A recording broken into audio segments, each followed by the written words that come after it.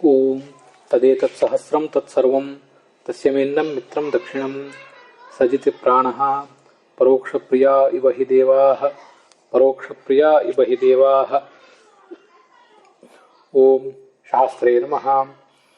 ಗಂತೇಯಾಂತಿ ಸವನಾ ಹರಿಭ್ಯಾಂ ಬಭ್ರಿರ್ವಜ್ರಂ ಪಪಿಃ ಸೋಮಂ ದದಿರ್ಗಾಃ ಕರ್ತಾವೀರಂ ನರಿಯಂ ಸರ್ವವೀರಂ ಶ್ರೋತಾಹವಂ.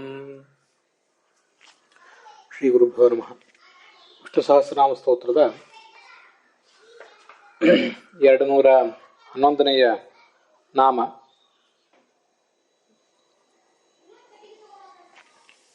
ಶಾಸ್ತ್ರ ಅನ್ನುವಂಥದ್ದು ಮತ್ತು ಅದಕ್ಕೆ ಸಂಬಂಧಪಟ್ಟಂತಹ ಬೃಹತಿ ಮಂತ್ರ, ಇವಿಷ್ಟನ್ನ ನಾವೀಗ ನೋಡಬೇಕಾಗಿದೆ.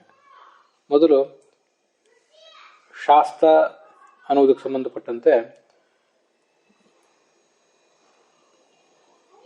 ಪ್ರಸಿದ್ಧವಾದಂತಹ ಅರ್ಥಗಳು, ಸರಳವಾದಂತಹ ಅರ್ಥಗಳನ್ನು ಗಮನಿಸೋಣ. ಅದಾದ ಬಳಿಕ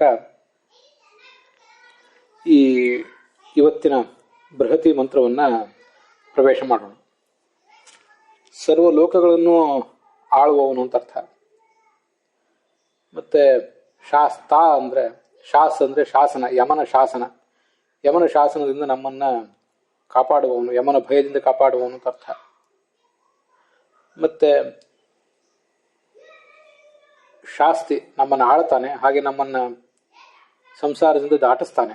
ಶಾಸ್ ಅಂದ್ರೆ ಆಳುವವನು, ತಾ ಅಂದ್ರೆ ದಾಟಿಸುವವನು. ಇದಿಷ್ಟು ಅರ್ಥಗಳನ್ನು ಹೇಳ್ತಾರೆ. ಶಾಸು ಅನುಶಿಷ್ಟವು ಅಂತಿದೆ, ನಮಗೆ ಬೇಕಾದಂತಹ ತತ್ವಜ್ಞಾನವನ್ನು ಕೂಡ ಕೊಡುವವನು, ಹೀಗೆ ಅರ್ಥವನ್ನು ಕೂಡ ತಿಳಿಯಬಹುದು. ಇಲ್ಲಿ ಈ ಬೃಹತಿ ಮಂತ್ರಕ್ಕೆ ಸಂಬಂಧಪಟ್ಟಂತೆ ನಮಗೆ ಶಾಸ್ತ್ರಗಳನ್ನು ಕರುಣಿಸಿ, ಶಾಸ್ತ್ರಗಳನ್ನು ಉಪದೇಶಿಸಿ, ಆ ಮೂಲಕ ತತ್ವಜ್ಞಾನವನ್ನು ಕೊಡುವವನಾದ್ರಿಂದ ಆತನನ್ನ ಶಾಸ್ತ್ರ ಅಂತ ಹೇಳ್ತಾರೆ. ಇನ್ನು ಮುಂದೆ ಮೂಲ ಬೃಹತಿ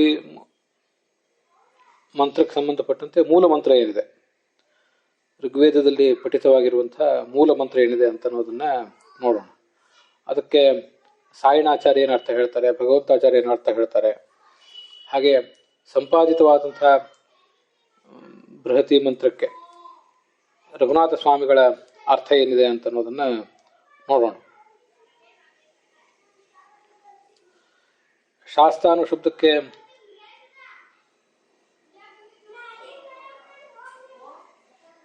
ಶತ್ರುಗಳನ್ನ ಶಾಸನ ಮಾಡುವವನು, ಸದೆ ಬಡಿಯುವವನು ಅಂತ ಅರ್ಥವನ್ನು ವರ್ಣನೆ ಮಾಡಿದ್ದಾರೆ. ಸೋಮವನ್ನು ಪಾನ ಮಾಡುವವನಂತೂ ಕೆಲವರು ವ್ಯಾಖ್ಯಾನಕಾರರು ಹೇಳ್ತಾರೆ. ಮೂಲದಲ್ಲಿ ಗಂತೇಯಾಂತಿ ಸವನಾ ಹರಿಭ್ಯಾಂ ಬಭ್ರಿರ್ವಜ್ರಂ ಪಪಿಃ ಸೋಮಂ ದದಿರ್ಗಾಃ ಕರ್ತಾಬೀರಂ ನರಿಯಂ ಸರ್ವವೀರಂ ಶ್ರೋತಾಹವಂ ಗೃಣತಃ ಸ್ತೋಮವಾಹಾಹ ಅಂತ 6ನೇ ಮಂಡಲದ 23ನೇ ಸೂಕ್ತದ 4ನೇ ಮಂತ್ರ. ಅಲ್ಲಿ ಗೃಣತಃ ಸೋಮವಾಹಾಹ ಅನ್ನೋದು ಕೊನೆಯ ಭಾಗ, 2 ಪದಗಳು. ಅಷ್ಟನ್ನು ಬಿಟ್ಟು ಗಂತೇಯಾಂತಿ ಅಲ್ಲಿಂದ ಪ್ರಾರಂಭಿಸಿ ಶ್ರೋತಾಹವಂ ಅಲ್ಲಿವರೆಗೂ ಕೂಡ ಈ ಪ್ರಸಕ್ತವಾದ ಬೃಹತಿ ಮಂತ್ರವನ್ನ ಇಟ್ಕೊಂಡಿದ್ದಾರೆ. ಬೃಹತಿ ಮಂತ್ರ ಹೀಗೆ ಸಂಪಾದಿತ ಆಗಿದೆ. ಸಾಯಣಾಚಾರ್ಯರು ಅದನ್ನ ಹೀಗೆ ವ್ಯಾಖ್ಯಾನಿಸ್ತಾರೆ. ಹರಿಭ್ಯಾಂ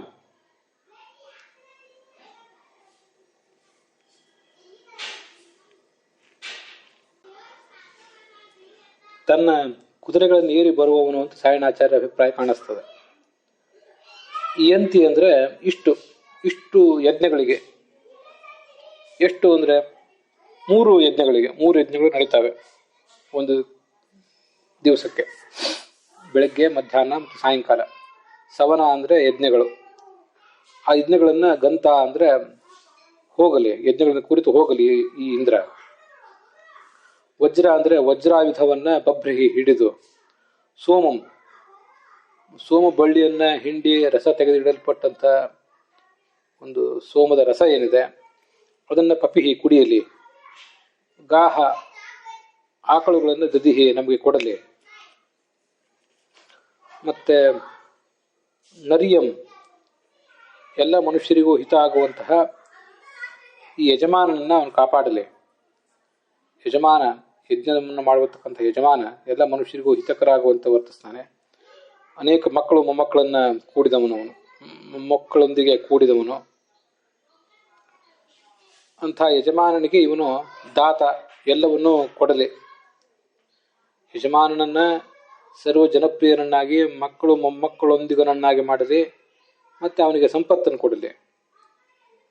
ಮತ್ತೆ ಯಾರು ತನ್ನನ್ನು ಸ್ತೋತ್ರ ಮಾಡ್ತಾ ಇದ್ದಾರೆ ಅವರ ಆಹ್ವಾನವನ್ನು ಈತ ಸ್ವೀಕಾರ ಮಾಡಲಿ ಅಂತಿದಿಷ್ಟು ಆ ಮಂತ್ರದ ಅರ್ಥ, ಮೂಲ ಋಗ್ವೇದದ ಮಂತ್ರದ ಅರ್ಥ. ಶಾಸ್ತ್ರ ಅನ್ನುವ ನಾಮಕ್ಕೆ ಸಂಬಂಧಪಟ್ಟಂತೆ ಭಗವಂತಾಚಾರ್ಯರು ತೋರಿಸುವ ಬೃಹತಿ ಮಂತ್ರ ಬೇರೆನೇ ಇದೆ. ಅರಂಧಯ ಶರ್ಧತ ಇಂದ್ರದಸ್ಯು ಜ್ಞಾತ ಸುತಮಿಂದ್ರೋ ಅಸ್ತೋ ಸೋಮಂ ಪ್ರಣೇನಿ ರುಗ್ರೋ ಜರಿತಾರಮೂತಿ ಕರ್ತಾವೀರ ಅಂತ ಬೇರೆನೇ ಮಂತ್ರ ಇದೆ ಅವ್ರ ದೃಷ್ಟಿಯಲ್ಲಿ. ಶಾಸ್ತ್ರ ಅಂದರೆ ಶತ್ರುಗಳನ್ನು ಸದೆ ಬಡಿಯುವವನು, ಸೋಮಪಾನ ಮಾಡುವವನು, ನಮ್ಮ ಕಾಮನೆಗಳನ್ನು ನಮಗೆ ಕೊಡುವವನು, ಇಷ್ಟ ಅರ್ಥಗಳನ್ನು ಭಗವಂತಾಚಾರ್ಯ ಹೇಳ್ತಾರೆ. ಅವರ ವ್ಯಾಖ್ಯಾನದಲ್ಲಿ ಗಂತೇಯಾಂತಿ ಅನ್ನೋ ಮಂತ್ರಕ್ಕೆ ಹೀಗೆ ಅರ್ಥ ಇದೆ. ವಜ್ರ ಮಂತ್ರ ವಜ್ರಾಯುಧವನ್ನು ಕೈಯಲ್ಲಿ ಹಿಡಿದು ಈ 3 ಯಜ್ಞಗಳಿಗೆ ಆತ ಬರಬೇಕು ಅಂತ ಅವನ ಸನ್ನಿಧಾನದಲ್ಲಿ ಪ್ರಾರ್ಥನೆ. ಹರಿಭ್ಯಾಮ್ ಅಂದರೆ ಕುದುರೆಗಳನ್ನು ಏರಿ ಆಗಂತ ಬರುವವನಾಗಲಿ, ಸೋಮವನ್ನು ರಸವನ್ನು ಕುಡಿಯಲಿ, ಕುಡಿದು ನಮಗೆ ಗಾಹ ಅಂದರೆ ಜ್ಞಾನಗಳನ್ನು ಕೊಡಲಿ ಅಂತ ಅರ್ಥವನ್ನ ಬರೆದಿದ್ದಾರೆ ಭಗವಂತಾಚಾರ್ಯರು. ನಾನು ಕೂಡ ಅದನ್ನೇ ಇಲ್ಲಿ ಇಟ್ಕೊಂಡಿದ್ದೇನೆ. ಗಾಹ ದದಿಹಿ, ಜ್ಞಾನವನ್ನು ಕೊಡುವವನಾದ್ರಿಂದ ಅವನನ್ನು ವಿಷ್ಣು ಸಹಸ್ರನಾಮ ಶಾಸ್ತ್ರ ಅಂತ ಹೇಳಿದೆ. ಇದು ನನ್ನ ಆಲೋಚನೆ. ಅಥವಾ ಧೇನುಗಳನ್ನು ಕೊಡಲಿ, ಜ್ಞಾನವನ್ನು ನಮಗೆ ಕೊಡಬೇಕಾದ್ರೆ ಮೊದಲು ಶಾಸ್ತ್ರಗಳನ್ನು ಕೊಡಬೇಕು. ವೀರ ಅಂದರೆ ಯಜಮಾನ, ಅವನನ್ನು ನರಿಯ ಅಂದರೆ ನರಹಿತ, ಎಲ್ಲ ಜನರಿಗೂ ಜನಪ್ರಿಯನನ್ನಾಗಿ ಮಾಡಲಿ.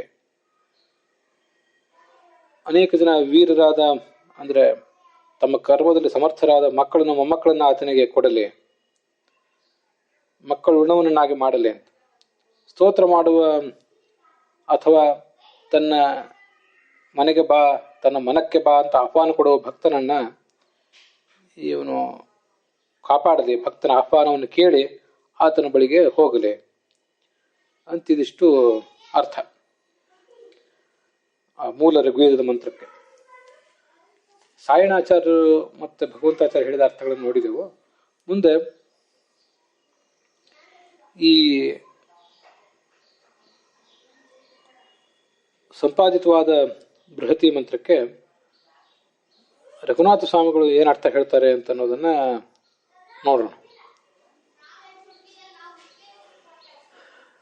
ಅಯಂ ಇಂದ್ರ, ಈ ಭಗವಂತ, ಯಾಂತಿ ಅಂದರೆ ಇಷ್ಟು ಅಂದರೆ ಎಷ್ಟು? 3 ಯಜ್ಞಗಳಂತೂ ಪ್ರಸಿದ್ಧ. ಅದರಿಂದ ಇಷ್ಟು ಯಜ್ಞಗಳಿಗೂ ಬರಲಿ, ಇಷ್ಟೂ ಯಜ್ಞಗಳಿಗೂ ಬರಲಿ. ಹರಿಭ್ಯಾಮ್ ಅಶ್ವಾಭ್ಯಾಮ್ ಗಂತ ಬರಲಿ. ಉಳಿದಿದ್ದೆಲ್ಲ ಮತ್ತೆ ವಜ್ರಾಯುಧವನ್ನು ಹಿಡಿದು ಶತ್ರುಗಳನ್ನ ಸದೆ ಬಡಿಯಲಿ ಅಂತ ಅರ್ಥ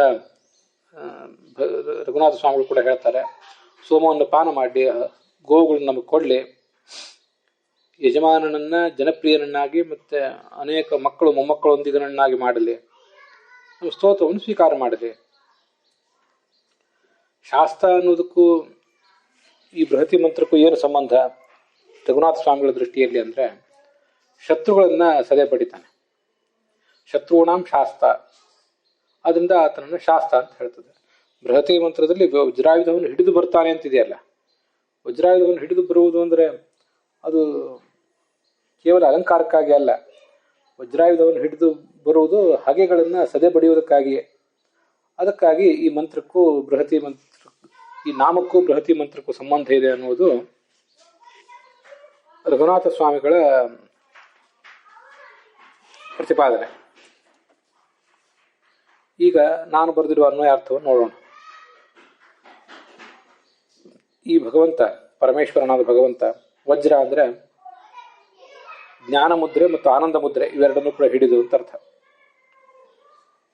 ವಜ ಅಂದರೆ ಜ್ಞಾನ, ವಜಗತವು, ಗತ್ಯರ್ಥಕ ಧಾತುಗಳೆಲ್ಲ ಜ್ಞಾನಾರ್ಥಕ ಆಗ್ತವೆ, ಅದರಿಂದ ಜ್ಞಾನ ಮುದ್ರೆಯನ್ನು ಹಿಡಿದು ಬರಲಿ. ಮುಂದೆ ಆನಂದ ಮುದ್ರೆಯನ್ನು ಕೂಡ ಹಿಡಿದು ಬರಲಿ, ಅದು ರ ಎನ್ನುವುದರಿಂದ ಆನಂದ ಮುದ್ರೆ ತಿಳಿಯುತ್ತದೆ, ವಜ ಎಂಬುದರಿಂದ ಜ್ಞಾನ ಮುದ್ರೆ ತಿಳಿಯುತ್ತದೆ. ಹೀಗೆ ಜ್ಞಾನ ಮುದ್ರೆಯನ್ನು ಆನಂದ ಮುದ್ರೆಯನ್ನು ಕೈಗಳಲ್ಲಿ ಧರಿಸಿ ಅಶ್ವರೂಪರಾದಂತಹ ದೇವ ದಂಪತಿಗಳು ಸೂರ್ಯ, ಸಂಜ್ಞಾ, ಚಂದ್ರ, ರೋಹಿಣಿ ಮೊದಲಾದ ದೇವ ದಂಪತಿಗಳು ಎಳೆಯುವಂತಹ ರಥದಲ್ಲಿ ಕುತ್ಕೊಂಡು ಯಾಂತಿ ಅಂತ ವೇದದಲ್ಲಿರೋ ಶಬ್ದ. ಈಗ ನಮ್ಮ ಲೌಕಿಕ ಸಂಸ್ಕೃತದಲ್ಲಿರುವ ಶಬ್ದ ಯಂತಿ ಅಂತ. ಯಂತಿ ಅಂದರೆ ಇಷ್ಟು ಅಂತ ಅರ್ಥ. ಇಷ್ಟು ಅಂದ್ರೆ ಎಷ್ಟು? ಸವನಗಳನ್ನು ಅಂದ್ರೆ 3 ಯಜ್ಞಗಳು ಅಂತಾನೆ ಅರ್ಥ. ಪ್ರಾತಃ ಸವನ, ಮಾಧ್ಯಂದಿನ ಸವನ ಮತ್ತು ಸಾಯಂ ಸವನ ಅಂತ 3 ಯಜ್ಞಗಳು. ಈ 3 ಯಜ್ಞಗಳಿಗೆ ಅವನು ಬರುವಂತವನಾಗಲಿ. ಮತ್ತೆ ಸೋಮ ಅಂದ್ರೆ ನಾನು ಮಾಡ್ಕೊಳ್ಳುವ ಅರ್ಥ, ಸೋಮ ರಸ ಅನ್ನೋ ಅರ್ಥವನ್ನು ಮಾಡ್ಕೊಳ್ಳೋದನ್ನು ಬಿಟ್ಟಿದ್ದೇನೆ. ನಮ್ಮಂಥವ್ರೇನು ಆ ಸೋಮ ಬಳ್ಳಿಯನ್ನು ಹಿಂಡಿ ಅದರ ರಸವನ್ನು ತೆಗೆಯುವವರು ಅಲ್ಲ, ಅದನ್ನು ಭಗವಂತನಿಗೆ ಅರ್ಪಣೆ ಮಾಡುವವರು ಅಲ್ಲ. ಆ ಬಳ್ಳಿ ಈಗ ಸಿಗುವುದೂ ಇಲ್ಲ. ಆ ಬಳ್ಳಿಗೆ ಪರ್ಯಾಯವಾಗಿ ಬೇರೆ ಬಳ್ಳಿ ನಮ್ಗೆ ಯಾವುದು ಸಿಕ್ಕೂ ಇಲ್ಲ. ಆದ್ರಿಂದ ಸೋಮ ಅಂದ್ರೆ ಭಕ್ತರ ಭಕ್ತಿಪೂರ್ಣವಾದ ಮನಸ್ಸು, ಅದನ್ನು ಇವನು ಸೇವಿಸಲಿ. ಗಾಹ ಅಂದ್ರೆ ಧೇನುಗಳು ಅಂತ ಅರ್ಥ ಅಲ್ಲ, ಶಾಸ್ತ್ರಗಳನ್ನ ದದಿಹಿ ನಮಗೆ ಅವನು ಉಪದೇಶ ಮಾಡ್ತಾನೆ. ಮತ್ತೆ ಹವ ಅಂದ್ರೆ ನಮ್ಮ ಆಹ್ವಾನ, ಸ್ತೋತ್ರ ರೂಪವಾದ ಆಹ್ವಾನವನ್ನು ಶ್ರೋತ ಕೇಳ್ತಾನೆ.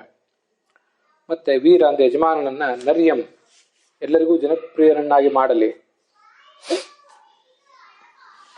ಮತ್ತೆ ಅನೇಕ ಜನ ಮಕ್ಕಳು, ಮೊಮ್ಮಕ್ಕಳು, ಶಿಷ್ಯ ಪ್ರಶಿಷ್ಯರುಳ್ಳವನನ್ನಾಗಿ ಮಾಡಲಿ. ಶಾಸ್ತ್ರ ಅನ್ನೋ ಶಬ್ದಕ್ಕೆ ಏನು ಅರ್ಥ ಅದನ್ನು ಹಿಂದೆ ಹೇಳಿದೆ. ಧರ್ಮವನ್ನ ನಮಗೆ ಅವನು ಶಾಸನ ಮಾಡ್ತಾನೆ. ಮೊದಲು ಶಾಸ್ತ್ರಗಳನ್ನು ನಮಗೆ ಕೊಡ್ತಾನೆ. ಶಾಸ್ತ್ರ ಅನ್ನೋ ಶಬ್ದವು, ಶಾಸ್ತ್ರ ಅನ್ನೋ ಶಬ್ದವು ಹೊರಟಿರುವುದು ಒಂದೇ ಮೂಲದಿಂದಲೇ. ಶಾಸು ಅನುಶಿಷ್ಟವನ್ನು ಧಾತುವಿನಿಂದಲೇ ಶಾಸ್ತ್ರ ಇದು ವ್ಯಕ್ತಿಯನ್ನು ಹೇಳ್ತದೆ. ಶಾಸ್ತ್ರ ಅಂತನ್ನುವುದು ಆ ಒಂದು ಗ್ರಂಥವನ್ನ ಪ್ರತಿಪಾದನೆ ಮಾಡ್ತದೆ. ಹೀಗೆ ಎರಡೂ ಕೂಡ ಇರುವುದು ಶಾಸು ಅನುಶಿಷ್ಟವನ್ನು ಧಾತುವಿನಿಂದಲೇ. ಶಾಸ್ತ್ರ ನಮಗೆ ಹೇಗೆ ವರ್ತಿಸಬೇಕು, ಏನನ್ನು ಮಾಡಬೇಕು, ಏನನ್ನು ಮಾಡಬಾರ್ದು ಅನ್ನೋದನ್ನೆಲ್ಲ ತಿಳಿಸ್ತದೆ. ಅದು ಅಕಾರಾಂತವಾದ ನಪುಂಸಕಲಿಂಗ ಶಬ್ದ. ಭಗವಂತನು ಕೂಡ ಶಾಸ್ತ್ರದ ಮೂಲಕ ನಮಗೆ ಏನು ಮಾಡಬೇಕು, ಏನು ಮಾಡಬಾರ್ದು ಅನ್ನೋದನ್ನು ತಿಳಿಸ್ತಾನೆ. ಶಾಸ್ತ್ರ ಅನ್ನೋದು ತ್ರಿಚ್ ಅಥವಾ ತೃಣ್ ಪ್ರತ್ಯಯಂತವಾದ ಶಬ್ದ. ಶಾಸ್ತ್ರ, ಶಾಸ್ತಾರೋ, ಶಾಸ್ತ್ರಾರಹ ಅಂತ. ಶಾಸ್ತ್ರ ಶಬ್ದ ಅಕಾರಾಂತವಾದ ಶಬ್ದ. ಶಾಸ್ತ್ರಂ, ಶಾಸ್ತ್ರೇ, ಶಾಸ್ತ್ರಾಣಿ ಅಂತ. ಈ ಭಗವಂತ ಶಾಸ್ತ್ರ ನಮಗವನು ಮೊದಲು ಶಾಸ್ತ್ರಗಳನ್ನು ಕೊಡ್ತಾನೆ, ಮುಂದೆ ಆ ಶಾಸ್ತ್ರಗಳ ಮೂಲಕ ತತ್ವಜ್ಞಾನವನ್ನ ಕೊಡ್ತಾನೆ. ಹೀಗದು ಶಾಸ್ತ್ರ ಅನ್ನೋ ಶಬ್ದಕ್ಕೆ ಅರ್ಥ. ಧರ್ಮವನ್ನು ಉಪದೇಶ ಮಾಡ್ತಾನೆ. ಅಂಥ ಭಗವಂತನನ್ನ ಶಾಸ್ತ್ರ ಅಂತ ವಿಷ್ಣು ಸಹಸ್ರನಾಮ ಹೇಳಿದ್ರೆ, ಶಾಸ್ತ್ರ ಎಂಬ ಶಬ್ದವ ಅರ್ಥವನ್ನೇ ವಿಸ್ತರಿಸಿದೆ ಬೃಹತಿ ಗಾಹ ದದಿಹಿ ಈ ಎಂಬ 2 ಸರಳವಾದ ಶಬ್ದಗಳಿಂದ. ಗಾಹ ಅಂದ್ರೆ ಶಾಸ್ತ್ರಗಳನ್ನ, ದದಿಹಿ ಅಂದ್ರೆ ದಾತ, ಕೊಡುವವನು ಅಂತ. ಹೀಗೆ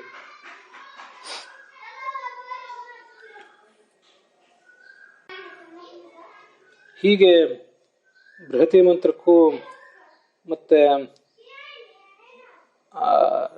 ಶಾಸ್ತ್ರ ಎಂಬ ನಾಮಕ್ಕೂ ಸಂಬಂಧವನ್ನ ಜೋಡಿಸಿದ್ದು ನನ್ನ ಆಲೋಚನೆ.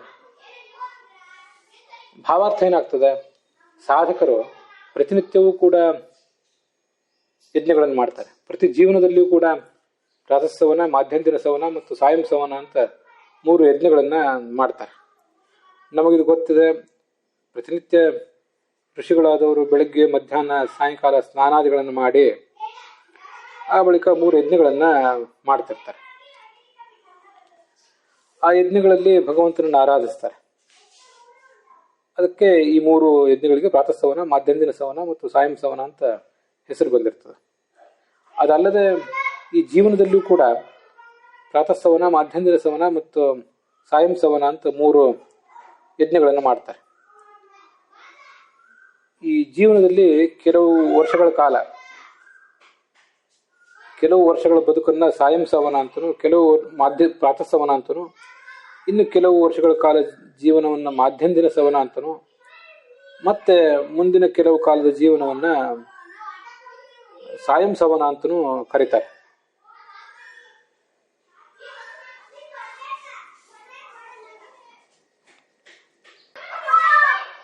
ಇದೆಲ್ಲ ಛಾಂದೋಗ್ಯ ಉಪನಿಷತ್ತಿನಲ್ಲಿ ವಿಸ್ತೃತವಾಗಿ ವರ್ಣಿತ ಆಗಿದೆ.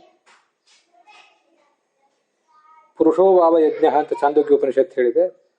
ಅದರ ಭಾಷ್ಯ ವಿಷ್ಣು ಪೂಜಾರ್ಥ ಯಜ್ಞೋಹಂ ಇತ್ಯುಪಾಸನ ಮಾದರಾತ್ ಕುರ್ವೀತ ಪುರುಷೋ ನಿತ್ಯಂ ತದ್ಗಂ ಮೃತ್ಯುಮುಪಾನುದೇತ್.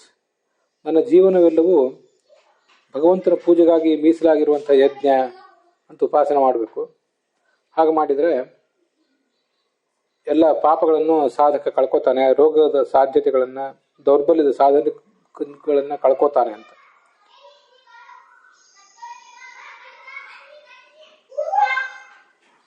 ಒಟ್ಟು 116 ವರ್ಷದ ಆಯುಷ್ಯ. ಆ 116 ವರ್ಷಗಳ ಆಯುಷ್ಯವನ್ನ ಸವನತ್ರಯ ಅಂತ ಕರೀತಾರಂತೆ. ಅದರಲ್ಲಿ ಮೊದಲ 24 ವರ್ಷಗಳ ಆಯುಷ್ಯ ಅದೇ ಪ್ರಾತಃಸವನ. 24 ಯತ್ ಪೂರ್ವಂ ತತ್ ಪ್ರಾತಃ ಸವನಂ ಯತ್. ಮತ್ತೆ ಅದಾದ ಬಳಿಕ ಮಧ್ಯೆ 44 ಮಧ್ಯಮಂ ಸವನಂ ಸ್ಮೃತಂ. 24 ಆದ ಬಳಿಕ ಮುಂದಿನ 44 ವರ್ಷಗಳ ಕಾಲ ಅದು ಮಾಧ್ಯಂದಿನ ಸವನ ಅಂತ ಕರೆಸ್ಕೋತದೆ.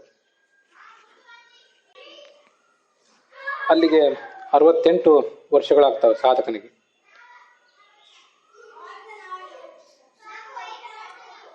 ತಥೋಷ್ಟ 40 ತೃತೀಯಂ ಸವನಂ ಸ್ಮೃತಂ. ಅಲ್ಲಿಂದ ಮುಂದೆ 48 ವರ್ಷಗಳ ಕಾಲ. 68 ನಂತರ 48 ವರ್ಷ ಅಂದ್ರೆ ಅದು 116 ವರ್ಷ ಆಗ್ತದೆ. ಅಲ್ಲಿ ಅದು ತೃತೀಯ ಸವನ ಅಂತ ಕರೆಸ್ಕೋತದೆ. ಪ್ರಾತಃಸವನದಲ್ಲಿ ವಸುಗಳಲ್ಲಿ ಅಂತರ್ಯಾಮಿಯಾದ ಭಗವಂತನನ್ನ, ಮಾಧ್ಯಂತರ ಸವನದಲ್ಲಿ ರುದ್ರಗಣಗಳ ಅಂತರ್ಯಾಮಿಯಾದ ಭಗವಂತನನ್ನ, ಸಾಯಂಕಾಲ ಆದಿತ್ಯರಲ್ಲಿ ಅಂತರ್ಗಾಮಿಕೃತನಾದ ಭಗವಂತನನ್ನ ಪ್ರಾರ್ಥಿಸಬೇಕು. ಆದಿತ್ಯಾನ ಪ್ರಾರ್ಥನೆಯನ್ನು ತದ್ಗಂ ಮೃತ್ಯು ಉಪಾನುತೇತ್. ಅಲ್ಲಿ ಬರುವಂಥ ಎಲ್ಲ ಮೃತ್ಯು ಕೂಡ ಹೀಗೆ ಪರಿಹಾರ ಆಗ್ತದೆ ಅಂತ ಸರ್ವಯಜ್ಞ ಅನ್ನೋ ಗ್ರಂಥವನ್ನು ಆಚಾರ್ಯರು ಛಾಂದೋಗ್ಯ ಭಾಷ್ಯದಲ್ಲಿ ಉದ್ಧರಿಸ್ತಾರೆ. ಹೀಗೆ 3 ಸವನಗಳಿಗೆ ಸಾಧಕರು ಮಾಡುವಂಥ 3 ಸವನಗಳಿಗೆ ಭಗವಂತ ಬರಬೇಕು. ಜ್ಞಾನ ಆನಂದ ಮುದ್ರೆಗಳನ್ನ ಧರಿಸಿ ಅಂತ. ಜ್ಞಾನ ಮುದ್ರೆ ಅಂದ್ರೆ ನಮ್ಗೆ ಗೊತ್ತಿದೆ, ಹೇಳಿದ್ದೆ ಹಿಂದೆ. ಜ್ಞಾನ ಮುದ್ರೆ, ಆನಂದ ಮುದ್ರೆ ಅಂತ ಶಾಸ್ತ್ರಗಳಲ್ಲಿ ಎಲ್ಲೂ ಪ್ರತ್ಯೇಕವಾಗಿ ಕಂಡು ಬಂದಿಲ್ಲ. ಆದರೂ ಕೂಡ ನಾನೊಂದು ಹೀಗೆ ಅನುಸಂಧಾನ ಮಾಡ್ಕೊಂಡಿದ್ದೆ. ಕೈಯನ್ನು ಮೇಲ್ಮುಖವಾಗಿ ಮಾಡಿ, ಅಂಗೈಯನ್ನು ಮೇಲ್ಮುಖವಾಗಿ ಮಾಡಿ, ತೋರ್ಬೆರಳು ಮತ್ತು ಹೆಬ್ಬೆರಳು ಎರಡನ್ನು ಉಂಗುರಾಕಾರವಾಗಿ ಮಡಿಸಿ, ಮುಂದೆ ಮಧ್ಯಮ ಬೆರಳು, ಉಂಗುರ ಬೆರಳು ಮತ್ತು ಕಿರಿಬೆರಳನ್ನ ಮೇಲ್ಚಾಚಿದ್ರೆ ಅದು ಜ್ಞಾನ ಮುದ್ರೆ. ನಮಗೆಲ್ಲರಿಗೂ ಗೊತ್ತಿದ್ದೇ ಇದೆ. ವೇದವ್ಯಾಸ, ಧನ್ವಂತರಿ ಮೊದಲಾದವರ ಕೈಯಲ್ಲಿ ಜ್ಞಾನ ಮುದ್ರೆ ಇರ್ತದೆ. ಆನಂದ ಮುದ್ರೆ ಅಂದ್ರೆ ಅದು ಅಂಗೈ ಎಲ್ಲ 5 ಬೆರಳುಗಳು ಮೇಲ್ಮುಖವಾಗಿ ಇದ್ದರೆ, ಅಥವಾ ಅಂಗೈ ಪೂರ್ಣವಾಗಿ ಕೆಳಮುಖವಾಗಿ ಪಾದಗಳ ಕಡೆಗೆ ತೋರಿಸ್ತಾ ಇದ್ರೆ ಅದನ್ನೇ ಆನಂದ ಮುದ್ರೆ ಅಂತ ಹೇಳಬೇಕು. ಅಂಗೈಯನ್ನ ಪಾದದ ಕಡೆಗೆ ಭಗವಂತ ತೋರಿಸ್ತಾ ಇದ್ರೆ ಅದನ್ನು ಜ್ಞಾನ ಮುದ್ರೆ ಅಂತ ಹೇಳಿ, ಆನಂದ ಮುದ್ರೆ ಅಂತ ಹೇಳುವುದು ಹೆಚ್ಚು ಸೂಕ್ತ. ಮುಕ್ತಿದಾನೇನ ತಜ್ಞಾನಾತ್ ಸೋರಸ್ಯ ಪದದ್ವಯಂ. ಭಗವಂತ ತನ್ನ ಪಾದವನ್ನು ತೋರಿಸ್ತಾ ಇದ್ದಾನೆ. ಪಾದದ ಕಡೆಗೆ 5 ಬೆರಳುಗಳು ಚಾಚಿವೆ. ಭಗವಂತನ ಪಾದಗಳಿಗೆ ಸುವ ಅಂತ ಹೆಸರು. ಒಂದು ಪಾದಕ್ಕೆ ಸು ಅಂತ ಹೆಸರು, ಬಲಪಾದಕ್ಕೆ ಸು ಅಂದ್ರೆ ಸುಖ, ಎಡಪಾದಕ್ಕೆ ವ ಅಂತ ಹೆಸರು, ವ ಅಂದ್ರೆ ಜ್ಞಾನ. ಮುಕ್ತಿಯನ್ನು ಕೊಟ್ಟು ತನ್ನ ಪಾದಗಳ ಮೂಲಕ ಪ್ರಾಪ್ಯವಾದ ಮುಕ್ತಿಯನ್ನ ನಮಗೆಲ್ರಿಗೂ ಕೂಡ ಕೊಟ್ಟು, ಆ ಮೂಲಕ ನಮಗೆ ನಮ್ಮ ಜ್ಞಾನವನ್ನು ಸ್ವೀಕಾರ ಮಾಡಿ ನಮಗೆ ಜ್ಞಾನವನ್ನು ಕೊಟ್ಟು ಮುಕ್ತಿಯನ್ನು ಕೊಟ್ಟು ಅಲ್ಲಿ ಸುಖವನ್ನು ಕೊಡ್ತಾನೆ. ಅದರಿಂದ ಕೆಳಗೆ ಚಾಚಿದ ಅಂಗೈ ಏನಿದೆ ಅದು ಆನಂದ ಮುದ್ರ. ಹೀಗೆ ಜ್ಞಾನಾನಂದ ಮುದ್ರೆಗಳನ್ನು ಧರಿಸಿ ಅಶ್ವರೂಪದ ದೇವ ದಂಪತಿಗಳು ಎಳೆಯುವ ರಥದಲ್ಲಿ ಕೂತ್ಕೊಂಡು ಅವನು ಬರ್ತಾನೆ ನಮ್ಮ ಸವನಗಳಿಗೆ. ಅದನ್ನು ಕೂಡ ನೋಡಿದ್ದೀವಿ.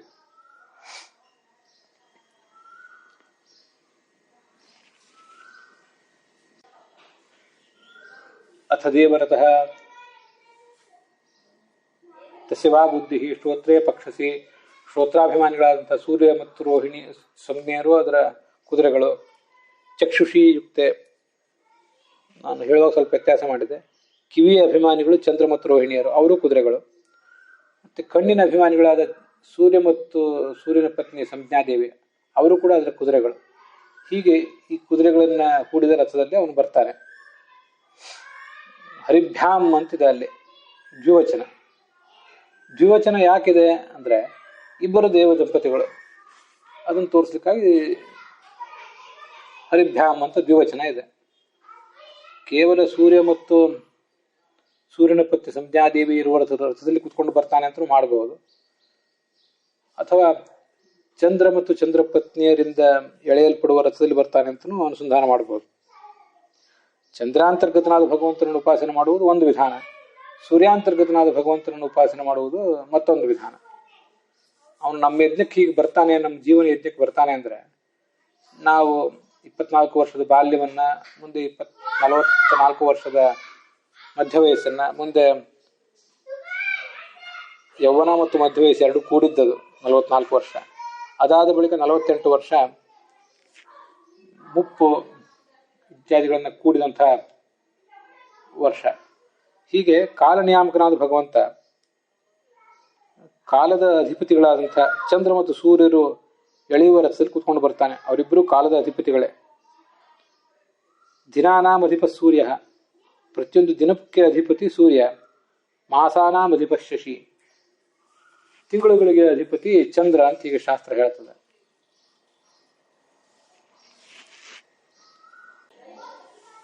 ಹೀಗೆ ಅವರು ಎಳೆಯುವಂಥ ರಥದಲ್ಲಿ ಕೂತ್ಕೊಂಡು ಬರ್ತಾನೆ ಈ ಸವನಗಳಿಗೆ. ಪ್ರತಿನಿತ್ಯ ಮಾಡುವ 3 ಸವನಗಳಿಗೂ ಬರ್ತಾನೆ. ಭಕ್ತರು ತಮ್ಮ ಮನಸ್ಸಿನಲ್ಲಿ ಏನು ಭಕ್ತಿಯನ್ನ ತುಂಬಿಟ್ಟಿದ್ದಾರೆ ಆ ಭಕ್ತಿಯನ್ನು ಸ್ವೀಕಾರ ಮಾಡಿ ಅವರಿಗೆ ಶಾಸ್ತ್ರಗಳನ್ನು ಉಪದೇಶಿಸ್ತಾನೆ. ಅವರ ಸ್ತೋತ್ರವನ್ನು ಕೇಳಿ ಭಕ್ತನಾದ ಆ ಯಜಮಾನನನ್ನ ಸರ್ವ ಜನಪ್ರಿಯನನ್ನಾಗಿ ಮಾಡ್ತಾನೆ. ಯಜಮಾನನಿಗೆ ಈ ಜಗತ್ತಿನಲ್ಲಿ ಜನಪ್ರಿಯತೆಯೂ ಕೂಡ ಬೇಕು. ಜನಪ್ರಿಯತೆ ಅವನು ಯಾವುದೇ ಅಧಿಕಾರವನ್ನು ಸ್ಥಾನಮಾನವನ್ನು ಅನುಭವಿಸ್ಲಿಕ್ಕೆ ಅಂತಲ್ಲ, ಮತ್ಯಾವುದು ಸಂಪತ್ತಿನ ಅನುಕೂಲಕ್ಕಾಗಿ ಕೂಡ ಅಲ್ಲ. ಅವನು ಜನಪ್ರಿಯನಾಗಿದ್ದು ಎಲ್ರಿಗೂ ಕೂಡ ಧರ್ಮ ಕಾರ್ಯಗಳಲ್ಲಿ ಸಹಾಯ ಮಾಡ್ತಾನೆ, ದಾನ ಇತ್ಯಾದಿಗಳನ್ನು ಮಾಡಿ ಜನರನ್ನು ಧರ್ಮದಲ್ಲಿ ತೊಡಗಿಸ್ತಾನೆ, ತನ್ನ ಕುಟುಂಬವನ್ನ, ಸಮಾಜವನ್ನ ಇತ್ಯಾದಿಗಳನ್ನು. ಮತ್ತು ಅವನು ವಿದ್ವಾಂಸನಾದವನಾಗಿದ್ದರೆ ಜನಪ್ರಿಯನಾಗಿದ್ದು ಎಲ್ಲಿಗೂ ಕೂಡ ಶಾಸ್ತ್ರಗಳನ್ನು ಬೋಧಿಸ್ತಾನೆ. ಅದಕ್ಕೆ ಆತನಿಗೆ ಜನಪ್ರಿಯತೆ ಬೇಕಷ್ಟೆ. ಅವನಿಗೆ ಅನೇಕ ಜನ ಮಕ್ಕಳು ಮೊಮ್ಮಕ್ಕಳನ್ನ ಅಥವಾ ಶಿಷ್ಯ ಪ್ರಶಿಷ್ಯರನ್ನ ಕೊಡ್ತಾನೆ. ಹೀಗೆ ಕೊಟ್ಟು ಆತನನ್ನ ಉದ್ಧರಿಸ್ತಾನೆ. ಇದು ಆ ಶ್ಲೋಕದ ಆ ಮಂತ್ರದ ಭಾವಾರ್ಥ. ಶಾಸ್ತ್ರ ಅಂದರೆ ಆಳುವವನು, ಧರ್ಮೋಪದೇಶ ಮಾಡುವವನು ಅನ್ನೋದಕ್ಕೆ ಸಂಬಂಧಪಟ್ಟಂತೆ ಏನೇನು ಉಲ್ಲೇಖಗಳಿವೆ ಅಂತ ಅನ್ನೋದನ್ನ ಈ ಮುಂದೆ ನೋಡೋಣ. ಶಾಸ್ತಿ ಅಂದರೆ ಆದೇಶ ಮಾಡುವವನು ಅಂತ ಹೀಗರ್ಥ. ಖಂಡಾದೇಶ ಸಾರ್ವಭೌಮ ಸೇದ್ವ ಬ್ರಹ್ಮೇಶಾದ್ಯ ಕುರುವತೆ ತೇನು ಶಾಸ್ತ್ರಿಂ ಅಂತ ಭಾಗವತ ತಾತ್ಪರ್ಯದಲ್ಲಿ ಒಂದು ಕಡೆ ಆಚಾರ್ಯ ಹೇಳ್ತಾರೆ. ಸಾಮಂತರೆಲ್ಲರೂ ಚಕ್ರವರ್ತಿ ಆದೇಶವನ್ನು ಪಾಲಿಸುವಂತೆ ಚತುರ್ಮುಖ, ರುದ್ರ ಮೊದಲಾದವರೆಲ್ಲರೂ ಕೂಡ ನಿನ್ನ ಆಜ್ಞೆಯನ್ನು ಪಾಲಿಸ್ತಾರೆ ಅಂತ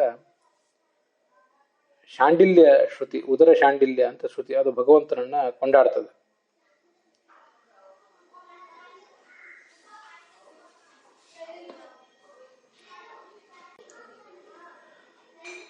ಬೃಹದಾರಣ್ಯಕ ಉಪನಿಷತ್ತಿನಲ್ಲಿ ಹೀಗೆ ಕಾಣಿಸ್ತದೆ. ಏತಸ್ಯವ ಅಕ್ಷರಸ್ಯ ಪ್ರಶಾಸನೆ ಗಾರ್ಗೆ ಸೂರ್ಯಚಂದ್ರಮಸೋ ವಿಧೃತೋ ತಿಷ್ಠತಃ ಏತಸ್ಯವ ಅಕ್ಷರಸ್ಯ ಪ್ರಶಾಸನೆ ಗಾರ್ಗಿ ದ್ಯಾವಾ ಪೃಥಿವ್ಯೌ ಅಂತ ಹೀಗೆ ಒಂದು ದೀರ್ಘವಾದ ವಾಕ್ಯ ಅಲ್ಲಿದೆ. ಎಲ್ಲರೂ ಕೂಡ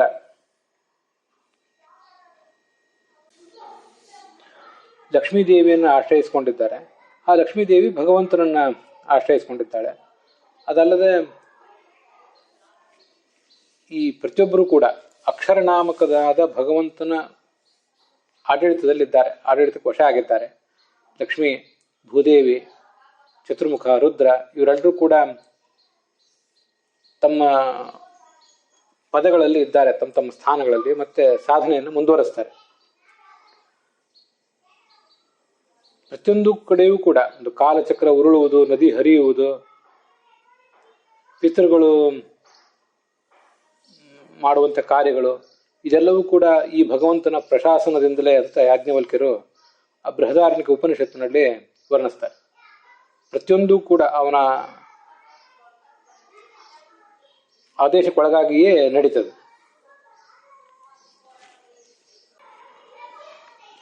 ಏತಸ್ಯವ ಅಕ್ಷರಸ್ಯ ಪ್ರಶಾಸನೆ ಗಾರ್ಗಿ ಸೂರ್ಯಚಂದ್ರಮಸೋ ವಿಧೃತೌ ತಿಷ್ಠತಃ.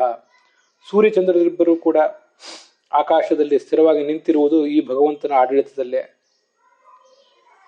ದ್ಯಾವಾ ಪೃಥ್ವಿ ಅಂದರೆ ಲಕ್ಷ್ಮೀದೇವಿಯ ಎರಡು ರೂಪಗಳು, ಶ್ರೀ ರೂಪ ಮತ್ತು ಭೂರೂಪಗಳು, ಅವು ಎರಡು ಈತನ ಆದೇಶಕ್ಕೊಳಗಾಗಿಯೇ ಇವೆ.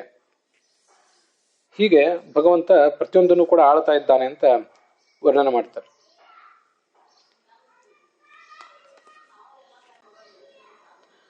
ಸಪ್ತಾರ್ಧ ಗರ್ಭ ಭುವನಸ್ಯ ರೇತೋ ವಿಷ್ಣೋಸ್ತಿಷ್ಠಂತಿ ಪ್ರದಿಶಾ ವಿಧರ್ಮಣಿ ಅಂತ ಋಗ್ವೇದದಲ್ಲಿ ಬರುವಂಥ ಒಂದು ಮಾತು.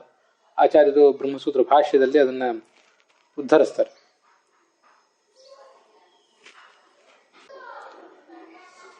ವಿಷ್ಣೋ ಪ್ರದಿಶ, ಅವನ ಆಜ್ಞೆಗೆ ಅನುಸಾರವಾಗಿ, ವಿಧರ್ಮಣಿ, ತಮ್ಮ ತಮ್ಮ ಕಾರ್ಯಗಳಲ್ಲಿ ಅವರು ತೊಡಗಿದ್ದಾರೆ.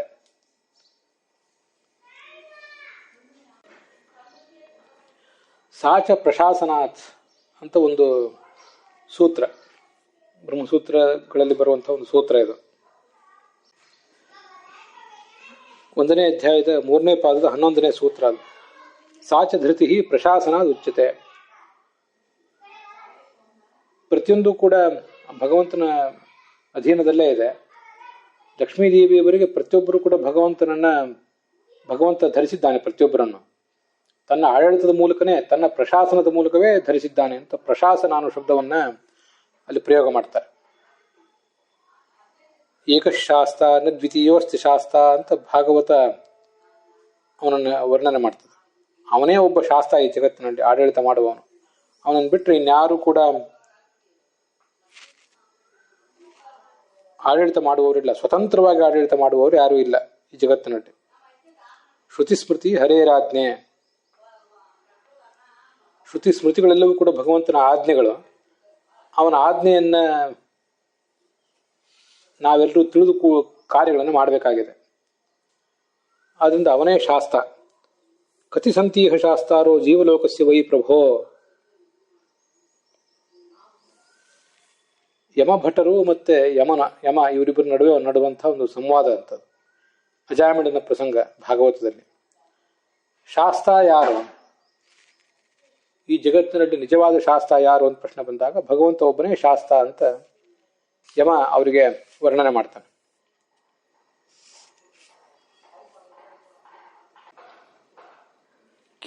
ಕೇಶವ ಶಾಸಕ ವಂದೇ ಅಂತ ಆಚಾರ್ಯರು ದ್ವಾದಶ ಸ್ತೋತ್ರದಲ್ಲಿ ಅವನನ್ನು ಸ್ತುತಿಸ್ತಾರೆ.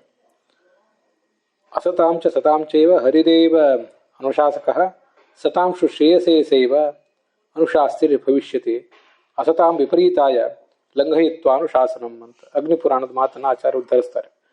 ಸಜ್ಜನರನ್ನು ದುರ್ಜನರನ್ನು ಶಾಸನಕ್ಕೊಳಪಡಿಸುವವನು ಭಗವಂತನೇ. ಸಜ್ಜನರನ್ನು ಅವನು ಶಾಸನಕ್ಕೊಳಪಡಿಸಿ ಅವರಿಗೆ ಸದ್ಗತಿ ಕೊಡ್ತಾನೆ.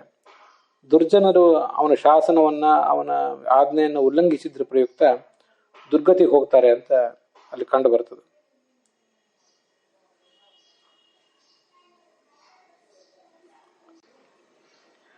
ವಿಷ್ಣು ಪುರಾಣದಲ್ಲಿ ಸಂಗ್ರಹೀತವಾದ ಪ್ರಹ್ಲಾದ ಮತ್ತು ಹಿರಣ್ಯಕಶಿಪುಗಳ ಕಥೆ ಇದೆ. ಅನುಶಿಷ್ಟೋಸಿಕೇನೆ ದೃಗ್ವತ್ಸ ಪ್ರಹ್ಲಾದ ಕಥ್ಯತಾಂ. ಇಷ್ಟೆಲ್ಲ ಧರ್ಮಗಳನ್ನೆಲ್ಲ ಕಲ್ತು ಬಿಟ್ಟಿದೆಯಲ್ಲ, ಇದು ಯಾರು ನಿನಗೆ ಇದನ್ನೆಲ್ಲ ಉಪದೇಶ ಮಾಡಿದ್ರು, ಈ ಶಿಕ್ಷಣ ಕೊಟ್ಟವ್ರು ಯಾರು ಅಂತ ಹಿರಣ್ಯಕಶಿಪು ಪ್ರಹ್ಲಾದನನ್ನು ಕೇಳಿದಾಗ ಅವನು ಹೇಳ್ತಾನೆ, ಶಾಸ್ತ್ರ ವಿಷ್ಣುರಶೇಷಸ್ಯ ಜಗತೋಜೋ ಹೃದಯಸ್ಥಿತಃ ತಮೃತೆ ಪರಮಾತ್ಮಾನಂ ತಾತ ಕಹ್ಕೇನ ಶಾಸ್ಯತೆ ಅಂತ. ಈ ಜಗತ್ತಿನಲ್ಲಿ ಪ್ರತಿಯೊಬ್ಬರಿಗೂ ಕೂಡ ಧರ್ಮೋಪದೇಶವನ್ನು ಮಾಡುವವನು ಹೃದಯದಲ್ಲಿರುವಂಥ ಭಗವಂತನೇ. ಅವನನ್ನು ಬಿಟ್ಟು ಯಾರಾದರೂ ಏನು ಉಪದೇಶ ಮಾಡಲಿಕ್ಕೆ ಸಾಧ್ಯ? ನನಗಾದರೂ ಈ ಎಲ್ಲ ಸಂಗತಿಗಳನ್ನು ತಿಳಿಸಿದವನು ಅವನೇ ಅಂತ ಈ ಪ್ರಹ್ಲಾದ ಹಿರಣ್ಯಕಶಿಪುವಿನ ಎದುರಿಗೆ ಹೇಳ್ಕೊತಾ ಇದ್ದಾನೆ. ಶಾಸ್ತ್ರ ದೃಷ್ಟಿಯಾತು ಉಪದೇಶೋ ವಾಮದೇವವತ್ ಅಂತ ಮತ್ತೊಂದು ಬ್ರಹ್ಮಸೂತ್ರ 1ನೇ ಅಧ್ಯಾಯದ 1ನೇ ಪಾದದ 30ನೇ ಸೂತ್ರ. ಅಲ್ಲಿ ಶಾಸ್ತ್ರ ದೃಷ್ಟಿಯ ಒಳಗಿರುವ ಅಂತರ್ಯಾಮಿಯನ್ನ ಉದ್ದೇಶಿಸಿಕೊಂಡೇ ಎಲ್ಲ ಕಡೆ ಗುರುಗಳಾದವರು ಶಿಷ್ಯರಿಗೆ ಉಪದೇಶ ಮಾಡ್ತಾ ಇರ್ತಾರೆ. ಶಾಸ್ತ್ರಗಳು ನಮಗೆಲ್ಲ ಉಪದೇಶ ಮಾಡ್ತವೆ. ಅಲ್ಲಿ ಶಾಸ್ತ್ರ ಅಂದ್ರೆ ಅಕಾರಾಂತವಾದ ಶಬ್ದ ಇದೆಯಲ್ಲ, ಅದು ಗ್ರಂಥವನ್ನು ಹೇಳುವುದಿಲ್ಲ. ಶಾಸ್ತ್ರಂ ಅಂತರ್ಯಾಮಿ ಆದ ಭಗವಂತನನ್ನು ಹೇಳ್ತದೆ. ಒಳಗಿರುವ ಅಂತರ್ಯಾಮಿಯ ಸ್ತೋತ್ರವೇ ಎಲ್ಲ ಕಡೆಯೂ ಕೂಡ ಕಂಡು ಬರ್ತದೆ. ಶಾಸ್ತ್ರು ಅಂತರ್ಯಾಮಿಣಃ ವಿಷ್ಣೋ ಸರ್ವಶರೀರೇ ಸ್ಥಿತತ್ವಾತ್, ಸಕಲ ಶರೀರದಲ್ಲಿ ಅವನಿದ್ದಾನೆ. ಆದ್ರಿಂದ ಅವನೇ ಸರ್ವನಾಮಗಳಿಗೂ ಕೂಡ ಅಭಿಧೇಯನಾಗಿದ್ದಾನೆ. ಪ್ರತಿಯೊಂದು ವಸ್ತು ಕೂಡ, ಪ್ರತಿಯೊಂದು ಶಬ್ದವೂ ಕೂಡ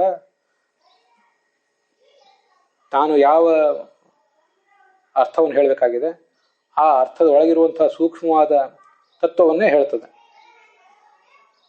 ತತ್ತನ್ನಾಮ್ನೋಚ್ಚಿದೆ ವಿಷ್ಣು ಸರ್ವಶಾಸ್ತ್ರತ್ವ ಹೇತುತಃ ಅಂತ ಆ ಬ್ರಹ್ಮಸೂತ್ರ ಭಾಷ್ಯದಲ್ಲಿ ಆಚಾರ್ಯ ಹೇಳ್ತಾರೆ. ಭಗವಂತ ಸರ್ವಶಬ್ದ ವಾಚ್ಯನೂ ಹೌದು.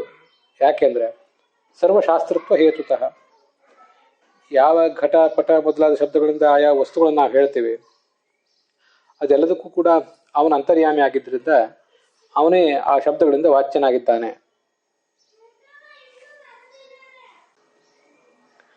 ಏಕಶಾಸ್ತ್ರ ನದ್ವಿತೀಯೋಸ್ತಿ ಶಾಸ್ತ್ರ ಗರ್ಭೇಶಯಾನಂ ಪುರುಷಂ ಶಾಸ್ತಿ ಶಾಸ್ತ್ರ, ಇದು ಭಾಗವತದಲ್ಲಿ ಕೂಡ ನಾವು ಕೇಳಿದ್ದೀವಿ. ಅಲ್ಲೊಂದು ಮಹಾಭಾರತದಲ್ಲಿ ಬರುವಂತಹ ಶ್ಲೋಕವೂ ಕೂಡ ಇದೆ. ಸಭಾ ಪರ್ವದಲ್ಲಿ ಒಂದು ಕಾಣಿಸ್ತದೆ, ಮತ್ತೆ ಆಶ್ವಮೇಧಿಕ ಪರ್ವದಲ್ಲಿ ಒಂದು ಕಾಣಿಸ್ತದೆ. ಒಬ್ಬನೇ ಶಾಸ್ತ್ರ ಇರೋದು.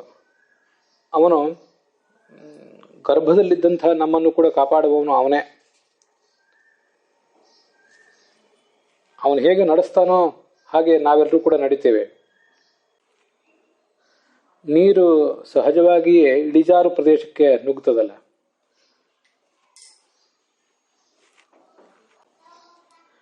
ಅದರಂತೆ ನಾವೆಲ್ಲರೂ ಕೂಡ ಅವನ ಪ್ರೇರಣೆಗೊಳಗಾಗಿಯೇ ನಡ್ಕೊಳ್ತೇವೆ ಅಂತ ದುರ್ಯೋಧನ ಹೇಳುವ ಮಾತಿದು. ಭೂತದ ಬಾಯಲ್ಲಿ ಭಗವದ್ಗೀತೆ ಬಂದಂತೆ ಅಂತ. ಇದು ಬೈಬಲ್, ಇದು ಡೆವಿಲ್ ಕೋಟಿಂಗ್ ದ ಬೈಬಲ್ ಅಂತ. ಆಕಸ್ಮಿಕವಾಗಿ ಅವನ ಬಾಯಿಂದಲೂ ಕೂಡ ಇಂಥದೊಂದು ಒಳ್ಳೆಯ ಮಾತು ಬರೋದು ಮಹಾಭಾರತದ ಸಭಾಪರ್ವದಲ್ಲಿ ಕಾಣಿಸ್ತದೆ. ಮುಂದೆ ಆಶ್ವಮೇಧಿಕ ಪರ್ವದಲ್ಲಿ ಏಕಶಾಸ್ತ್ರ ರಜತೀಯೋಸ್ತಿ ಶಾಸ್ತ್ರ ಯಥಾ ನಿಯುಕ್ತೋಸ್ಮಿ ತಥಾ ಕಚ್ಚರಾಮಿ, ಅವನು ಹೇಗೆ ಮಾಡ್ತಾನೋ, ಹೇಗೆ ನಮ್ಮನ್ನು ಮುನ್ನಡೆಸ್ತಾನೋ ಹಾಗೆ ನಾನು ನಡಿತೀನಿ ಅಂತ ಒಬ್ಬ ಬ್ರಾಹ್ಮಣ ತನ್ನ ಪತ್ನಿಗೆ ಹೇಳ್ತಾನೆ. ಹೃದಯೇಶ ತಿಷ್ಠನ್ ಪುರುಷ ಶಾಸ್ತಿ ಶಾಸ್ತ್ರ ತೇನೈವ ಯುಕ್ತ ಪ್ರವಣಾದಿಬೋಧಕಂ.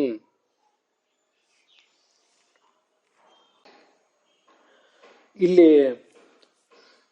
ಪ್ರವಣ ಅಂದ್ರೆ ಇಳಿಜಾರಾದಂಥ ಜಾಗ ಅಂತ ಅರ್ಥ.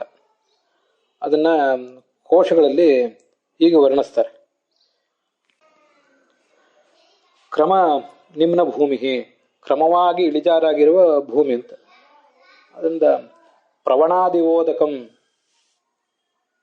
ಅಂತೇನೋ ಆಶ್ವಮೇಧಿಕ ಪರ್ವದಲ್ಲಿ ಮಹಾಭಾರತದಲ್ಲಿ 26ನೇ ಅಧ್ಯಾಯದ 1ನೇ ಶ್ಲೋಕ ಬಂದಿದೆ. ಪ್ರವಣ ಅಂದ್ರೆ ಎತ್ತರವಾದ ಪ್ರದೇಶ, ಕ್ರಮವಾಗಿ ಮೊದಲು ಎತ್ತರ ಆಗಿದ್ದು ಆಮೇಲೆ ಕ್ರಮವಾಗಿ ಇಳಿಜಾರಾಗಿರುವಂತಹ ಪ್ರದೇಶ ಅಂತ ಅದಕ್ಕೆ ಅರ್ಥ. ಆ ಎತ್ತರವಾದ ಪ್ರದೇಶದಿಂದ ಕ್ರಮವಾಗಿ ತಗ್ಗಾಗಿರುವ ಪ್ರದೇಶಕ್ಕೆ ನೀರು ಧುಮುಕ್ತದೆ ಅಂತ ಅದರ ಅರ್ಥ. ಹರಿಪ್ರವಣತ್ವಮೇವ ಸರ್ವಸ್ಯ ಧರ್ಮ ಇತಿ ಪೂರ್ವ ವಿಭಾಗ ಸಂಸ್ಥಃ ಅಂತ ತಾತ್ಪರ್ಯ ನಿರ್ಣಯದಲ್ಲಿ ಒಂದು ಕಡೆ ವರ್ಣನೆ ಮಾಡ್ತಾರೆ. ಶಾಸ್ತ್ರ ಅನ್ನೋ ಶಬ್ದಕ್ಕೆ ಲಕ್ಷಾಲಂಕಾರ ಏನು ವ್ಯಾಖ್ಯಾನ ಮಾಡಿಲ್ಲ. ಶಾಂಕರ ಭಾಷ್ಯದಲ್ಲಿ ಹೇಳುವಂತೆ ಶ್ರುತಿ ಸ್ಮೃತಿಗಳ ಮೂಲಕ ಎಲ್ಲರನ್ನೂ ಅನುಶಾಸನ ಮಾಡುವವನು ಅಂತ ಅರ್ಥ. ಪರಾಶರ ಭಟ್ರು ಹೇಳುವಂತೆ ಸಜ್ಜನರಿಗೆ ಭಕ್ತರಿಗೆ ಕಂಟಕಪ್ರಾಯರಾದವರನ್ನ ಸದೆ ಬಡಿಯುವವನು ಅಂತ ಅರ್ಥ ಹೇಳ್ತಾರೆ. ಸಮಸ್ತಾನ್ ಕಂಟಕಾನ್ ಶಾಸ್ತಿ ಅತಃ ಶಾಸ್ತ್ರ ಇತಿ ಕೀರ್ತಿತೆ ಅಂತ. ಸತ್ಯಸಂಧ ಸ್ವಾಮಿಗಳು ಹೇಳುವಂತೆ ಜಗತ್ತನ್ನ ಶಾಸನ ಮಾಡ್ತಾನೆ, ಹಿಂದೆ ಹೇಳಿದ ಅರ್ಥನೇ. ಅವರ ವಾಕ್ಯದಲ್ಲಿ ನೋಡುವುದಷ್ಟೇ ನಮ್ಗೆ ಇರಬೇಕಾದಲ್ಲಿ. ಜಗಚ್ಛಾಸಕತ್ವಾತ್ ಶಾಸ್ತ ಅಂತ ಅವರ ಮಾತು. ಹೀಗೆ ಶಾಸ್ತ ಅನ್ನುವ ಶಬ್ದದ ಮತ್ತೆ ಅದಕ್ಕೆ ಸಂಬಂಧಪಟ್ಟ ಬೃಹತಿ ಮಂತ್ರದ ವಿವರಣೆ ಇಲ್ಲಿ ಸಮಾಪ್ತ ಆಗ್ತಾ ಇದೆ. ನಮ್ಮೆಲ್ಲರನ್ನೂ ಅವನು ಗರ್ಭದ ಅವಸ್ಥೆಯಿಂದಲೇ ಬಾಲ್ಯದಲ್ಲಿ, ಶೈಶವದಲ್ಲಿ, ಬಾಲ್ಯದಲ್ಲಿ, ಯೌವನದಲ್ಲಿ, ಮಧ್ಯ ವಯಸ್ಸಿನಲ್ಲಿ, ವೃದ್ಧಾಪ್ಯದಲ್ಲಿ ಕಾಪಾಡುವವನು.